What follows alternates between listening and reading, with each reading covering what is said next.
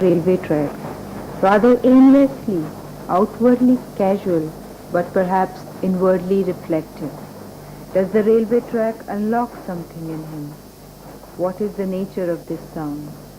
Where does it come from and rise to a crescendo and fade out? Is he getting absorbed in the larger reality, the wider comprehension of sound and vision, the eternity of time and infinity of space? Sources of inspiration have been many for the artist, but invariably, nature is the final source. The emergence of morning in an absorbing splendor, the green, widespread fields,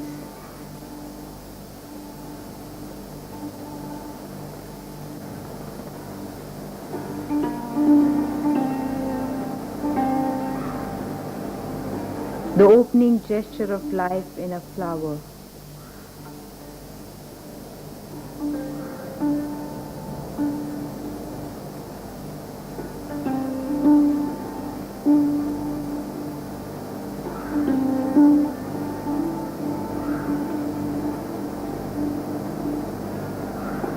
The display of light upon the trees and the passage of wind through the foliage.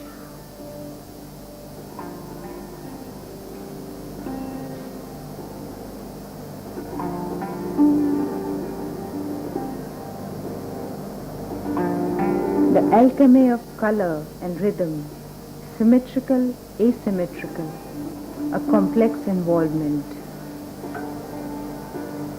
The enchanting play of lights in the clouds, the serrated mountain lines vivified under the Sindhuri sun.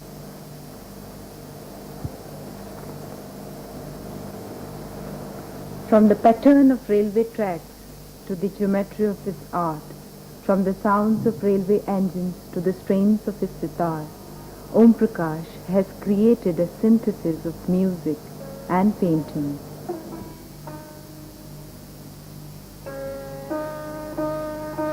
In the Indian tradition, musicians and painters always had a kind of continuous exchange of ideas. This tradition believed in oneness of all forms of art and later led to the creation of beautiful miniature paintings based on ragas in the Mughal, Rajasthani, Kangra and Deccani school of painting.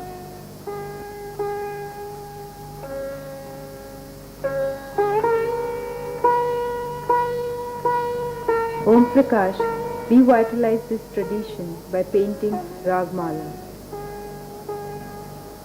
He created in terms of color and the inner movement of the soul reflecting different moods.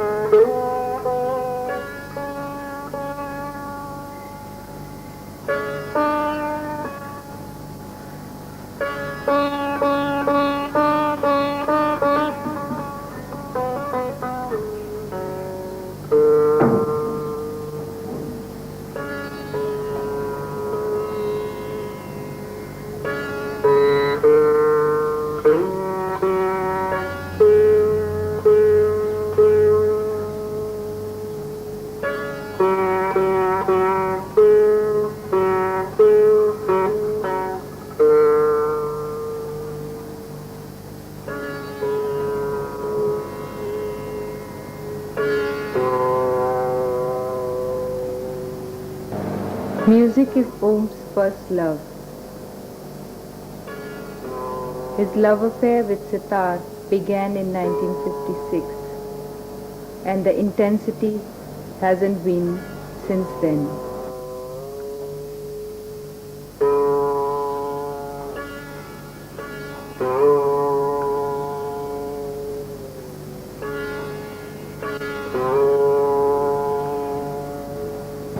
Caressing time with his sensitive fingers, he conjures up a magic of vision and sound.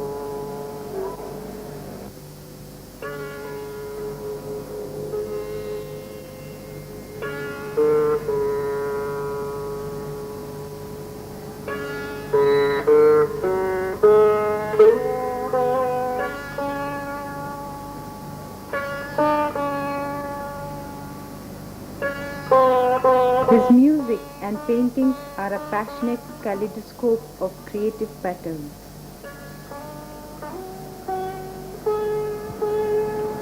The elements of his visual language are derived directly from the structure of music. It is this which brought him closer to the Tan